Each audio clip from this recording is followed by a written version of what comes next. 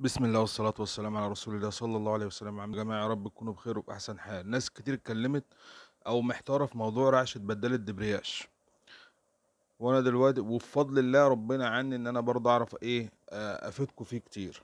دلوقتي موضوع الرعشة بتاع البدال بيبقى من كذا حاجة. أول حاجة الفبر بتاع الفرش اللي هو فرش الدبرياش. شايف أنت الفبر مبوش إزاي؟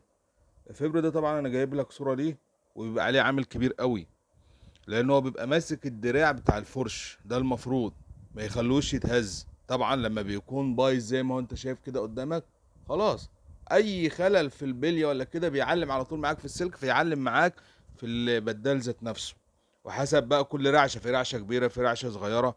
عامه لو واحد ركب طقم الدبرياش وسمع نحره بعديها، بيبقى في الغالب من بلية الدبرياش، لان البلي اللي في السوق دلوقتي 90% منه مضروب. وانا نزلت فيديو عن بيلي الدبرياش، والفيديو في اليوتيوب، وهسيب لكم اللينك بتاع قناة اليوتيوب تنورونا برضو فيها بالاشتراك والتفاعل. عندك البلية مبوشة، عندك الفرش مبوش عشان الفبر بتاعه بايظ، فاهمني؟ عندك بقى الاهم والاهم والاهم، ان الديسك لما يكون فيه عالي وواطي، رياش عالية ورياش واطية، دي طبعا صورة الفبر. عندك طبعا الديسك، ديسك دبرياش اهو.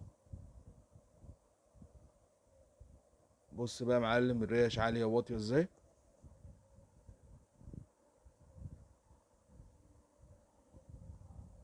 اه بص، دي حاجة المفروض انها مستقيمة، ده مبرد. بص، ريشة من يمة اليمين عالية مظبوطة، اللي هو الظبطة بتاعتها الطبيعية. الريشة بقى من يمة الشمال واطية خالص.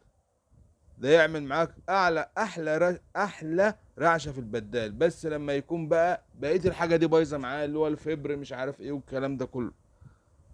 يا ريت يا جماعة تشتركوا في القناة وتعملوا لايكات.